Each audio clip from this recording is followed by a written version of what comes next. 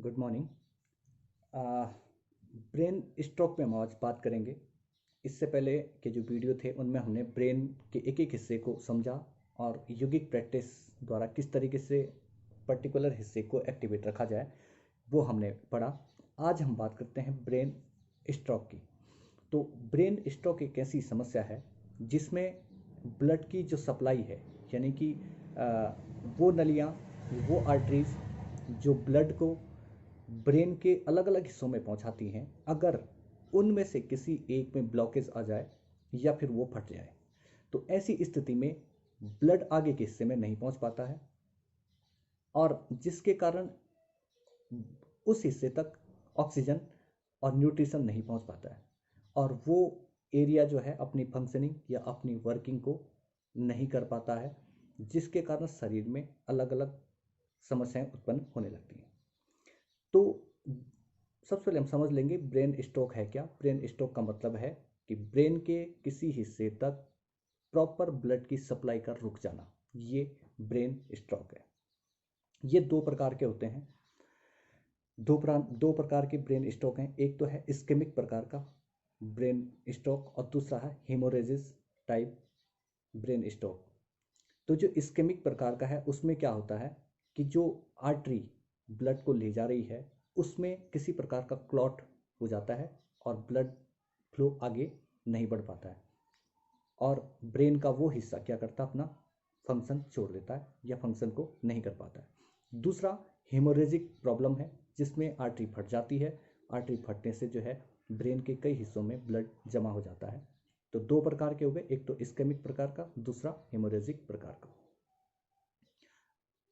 कौन कौन से रिस्क फैक्टर हैं, कौन कौन से पॉसिबिलिटीज़ हैं या कौन कौन से ऐसी क्रियाकलाप हैं जिनके कारण ये समस्याएं होती हैं, वो रिस्क फैक्टर कौन कौन से हैं।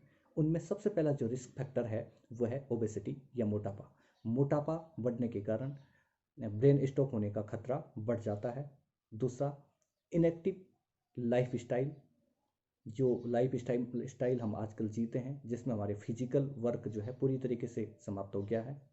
तीसरा डाइट, जो खाना हम खा रहे हैं उसमें कोलेस्ट्रॉल, ट्राइग्लिसराइड, लिपिड्स और अनेक प्रकार के ऑयली सब्सटेंस जो हम ले रहे हैं उसके कारण ब्रेन स्ट्रोक होने के खतरे बढ़ जाते हैं।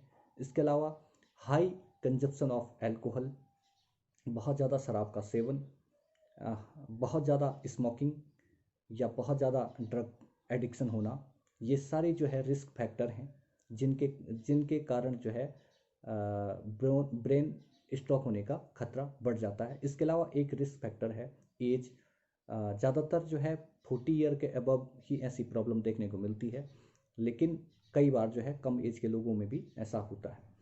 तो ये कॉमन रिस्क फैक्टर थे। इसके अलावा हम देखते हैं क्लिनिकल रिस्क फैक्टर, कौन कौन सी क्लिनिकल प्रॉब्लम्स हैं जिनके कारण ये ब्रेन स्ट्रोक का खतरा बढ़ जाता है। इसमें सबसे पहले तो है डायबिटीज़।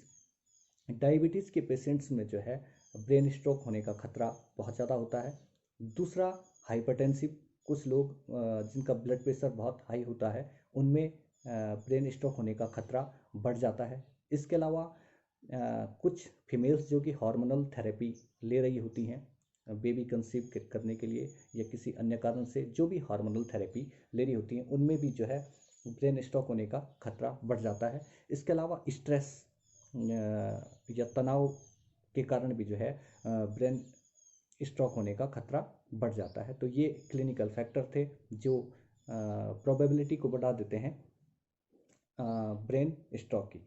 इसके अलावा कौन कौन सी, अब हम सिम्टम समझते हैं, ऐसे कौन कौन से लक्षण हैं जिनसे हम पहचान सकें कि ये ब्रेन स्ट्रोक है। तो इसमें हमें एक शब्द याद रखना है, फास्ट, FAST। तो एफ से जो सबसे पहला जो है एफ से हम समझेंगे फेशियल ड्रॉपिंग, यानी कि फेस जो है हमारे वो एक तरफ कई बार जाने लगता है, हंसते समय या बोलते समय जो है फेस जो है तिरछा हो जाता है। तो एक तो है फेस ड्रॉपिंग। दूसरा इसका जो सिम्टम है वह है आर्म वीकनेस, यानी कि हमारे किसी एक साइड की जो आर्म है उसमें वीकनेस आने लगती है और उसकी फंक्शनिंग रुक जाती है। तीसरा स्पीच डिफ़िकल्टीज़, यानी कि बोलते समय जो है आवाज़ लड़खड़ाने लगती है और आदमी प्रॉपर वो चीज़ बोल नहीं पाता है जो बोलना चाहता है। तो स्पीच डिफ़िकल्टीज। ये 3 सिम्टम हैं, 3 सिम्टम। पहला facial dropping, second arm weakness और थर्ड है स्पीच डिफ़िकल्टीज। तो फास्ट में एक टी बज जाता है, तो टी का मतलब है टाइमिंग से। अगर समय के साथ इन सिम्टम को हम पहचान लें और तुरंत इसको ट्रीट करना शुरू कर दें तो इसको रिकवर किया जा सकता है। अब कन्फर्मेशन टेस्ट क्या है? जब ये सिम्टम हमको आ रहे होते हैं तो इसमें कन्फर्मेशन टेस्ट होते हैं, जैसे सीटी स्कैन हो गया और एमआरआई हो गया। इनसे जो है पर्टिकुलर जो आर्टरी फटी है या जो ब्लॉक है, इन दोनों का ही पता चल जाता है और उसके बाद उसका ट्रीटमेंट चलता है। अब हम बात करते हैं प्रिकॉशन की। प्रिकॉशन, ये सामान्य जो लोग हैं जिनको अभी तक ऐसी कोई प्रॉब्लम नहीं है या फिर जिनको प्रॉब्लम है, ये इन दोनों लोगों के लिए जो है बेनिफिशियल है। तो योगिक प्रिकॉशन की हम बात करेंगे। योग में कौन कौन सी ऐसी चीज़ें बताई गई हैं जिनसे जो है ब्रेन स्ट्रोक के जो खतरे हैं उनसे हम बच सकें, और जिन लोगों को हो भी चुका है उनको भी हम रिकवर कर सकें। तो इसमें प्रिकॉशन में जो है सबसे पहले हम बात करेंगे आहार की, यानी कि डाइट। योग में आहार को 3 प्रकार से डिवाइड किया है: सात्विक आहार, राजसिक आहार और तामसिक आहार। तो योग की किताब या जो टेक्स्ट हैं उनमें स्पष्ट रूप से ये बताया गया है कि हमें जो है सात्विक आहार का ही उपयोग करना चाहिए, और तामसिक और राजसिक प्रकार के जो आहार हैं उनका परित्याग कर देना चाहिए। तामसिक प्रकार के जो आहार हैं उनमें मांसाहार जो है उसका परित्याग कर देना चाहिए, क्योंकि मांसाहार से कोलेस्ट्रॉल बॉडी के अंदर बढ़ता है, अत्यधिक फैट की मात्रा बढ़ती है, और ये जो है ब्रेन स्ट्रोक होने में इसका सबसे ज़्यादा योगदान हो सकता है। तो इसलिए जो है तामसिक आहार का परित्याग है। बहुत ज़्यादा मिर्च मसालेदार, बहुत ज़्यादा जो तीखा भोजन है, इस प्रकार के भोजन का परित्याग करने को कहा गया है। बहुत ज़्यादा जो ऑयली फूड है, बहुत ज़्यादा जिसमें तेल का या जो फैटी एसिड्स हैं उनका उपयोग किया जा रहा है, इस प्रकार के भोजन का परित्याग करने की बात करते हैं, क्योंकि यही कोलेस्ट्रॉल, ट्राइग्लिसराइड, लिपिड्स और फैटी एसिड्स को जो है बॉडी में बढ़ाते हैं, और ये जो है लगातार हमारे ब्लड का जो कंसंट्रेशन है, जो उसकी डेंसिटी है, ब्लड की जो डेंसिटी है उसको बढ़ाते हैं। ब्लड गाढ़ा होने लगता है और उसका जो है मूवमेंट बॉडी के अंदर कम हो जाता है, जिसके कारण जो है ब्रेन स्ट्रोक होने का खतरा बढ़ जाता है। इसलिए जो है रासिक और तामसिक आहार का परित्याग करके सात्विक आहार को अपनाना चाहिए। सात्विक आहार में जितने भी प्रकार के हमारे फ्रूट हैं, जिनमें जो है हमें फाइबर मिलता है, जिसमें हमें एंटीऑक्सीडेंट मिलते हैं, जिनसे हमें विटामिन्स मिलते हैं, जिनसे हमको मिनरल्स मिलते हैं, इस प्रकार के जो फल हैं और जितने भी शाकाहारी भोजन है उस भोजन का उपयोग करना चाहिए। मिर्च मसाला और ऑयल को पूरी तरीके से परित्याग करने की बात करते हैं।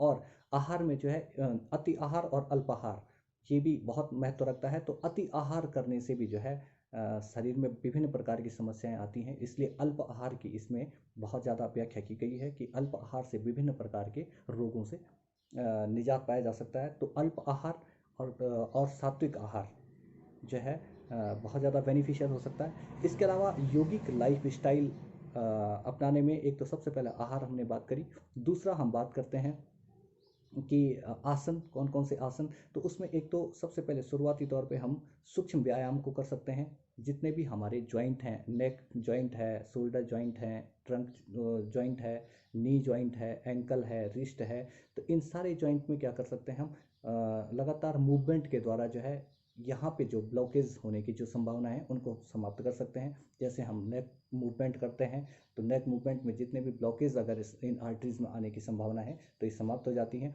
तो जितने भी जॉइंट हैं उन जॉइंट्स के मूवमेंट को, ये अलग अलग मूवमेंट होते हैं, इनको करने से हमें बहुत ज़्यादा फायदा मिलेगा। इसके अलावा जो इस सही एज में उन लोगों को सूर्य नमस्कार करने से जो है शरीर से डिटॉक्सिफिकेशन होता है।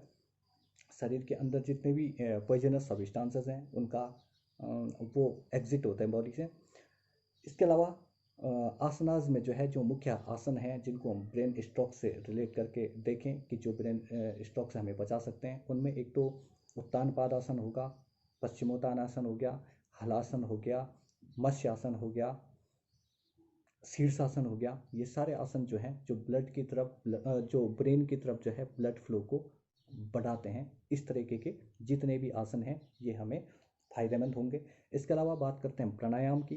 प्राणायाम यानी कि सभी प्रकार के प्राणायाम, नाड़ी शुद्धि प्राणायाम हो, अनुलोम विलोम प्राणायाम हो, कपालभाति प्राणायाम हो, या फिर भ्रामरी प्राणायाम हो, उज्जाई प्राणायाम हो, ये सभी प्रकार के प्राणायाम जो बहुत ज़्यादा बेनिफिशियल होंगे, क्योंकि इनमें सबसे पहला जो कंसेप्ट है, ऑक्सीजन की खपत बॉडी में पूरा करते हैं और हमें मैक्सिमम ऑक्सीजन जो है ब्रेन के हिस्सों तक पहुंचाना है, तो उसके लिए हमें मैक्सिमम ऑक्सीजन को कंज्यूम करना होगा बाहर से। दूसरा, जो CO2 यानी कि कार्बन डाइऑक्साइड या पॉइजनस जो गैसेस हैं, उनको हम जब डीप एक्सहेल करते हैं तो मैक्सिमम बॉडी से एग्जिट करते हैं। तो एक तो इससे ऑक्सीजन ऑक्सीजन मैक्सिमम हमारी बॉडी के अंदर पहुंचता है।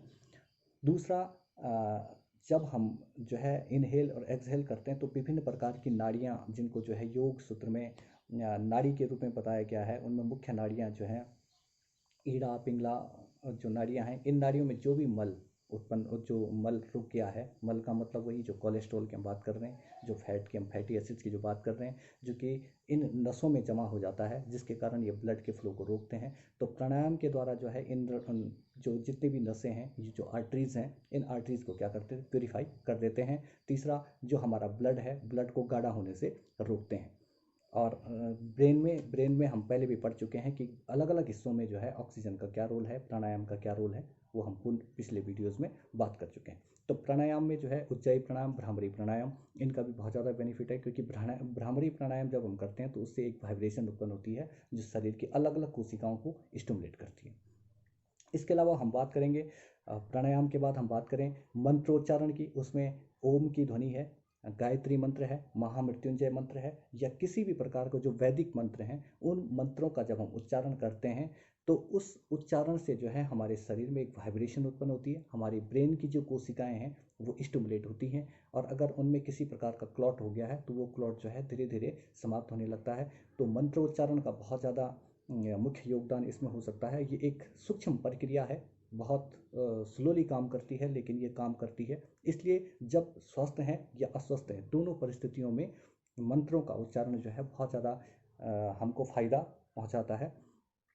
तो ये विभिन्न योगिक प्रैक्टिसेस थी जो प्रिकॉशन के तौर पर हम इसको ले सकते हैं। जब तक हमें कोई समस्या नहीं है तब तक तो इनको कर ही सकते हैं, और जब कोई समस्या हो जाती है, किसी को ब्रेन स्ट्रोक हो गया है, तो उसके लिए अलग अलग योगिक थेरेपीज दोबारा हम उनको कर सकते हैं। जैसे कि किसी का अगर फेस ड्रॉपिंग हो गया है, फेशियल ड्रॉपिंग हो गया है, तो उसकी अलग सी प्रैक्टिसेस हैं जो योग ट्रेनर करवाते हैं। इसके अलावा अगर हमारी किसी आर्म में या किसी साइड में वीकनेस आ रही है, तो उस वीकनेस को दूर करने से उसकी एक्टिविटी, यानी कि उस पर्टिकुलर आर्म की एक्टिविटी से रिलेटेड हमारे पास योगिक प्रैक्टिसेस होती हैं। और इसके अलावा जो स्पीच में प्रॉब्लम जो हमें हमें आने लगती है, स्पीच जो डिफ़िकल्टीज़ आने लगती हैं, उनके लिए भी अलग से प्रैक्टिसेस हैं। उसमें विभिन्न प्रकार के मंत्रों का उच्चारण है, विभिन्न प्रकार की प्रैक्टिसेस हैं जो फ़ायदेमंद होती हैं। तो ये तो तब की बात है अगर किसी को ब्रेन स्ट्रोक हो जाए, लेकिन हम नहीं चाहते कि ऐसा हो, इसलिए इसकी अवेयरनेस के लिए हमें यौगिक मार्ग को अपनाना चाहिए, और इस वीडियोस को बहुत ज़्यादा शेयर करें ताकि ज़्यादा से ज़्यादा लोगों तक ये पहुंच सके और लोग इससे अवेयर हो सकें और इस प्रैक्टिस को योग मार्ग में लोग बढ़ें। बहुत बहुत